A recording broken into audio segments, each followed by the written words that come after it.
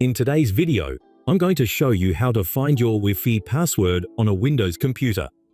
First, right-click on the Start menu and then select Run.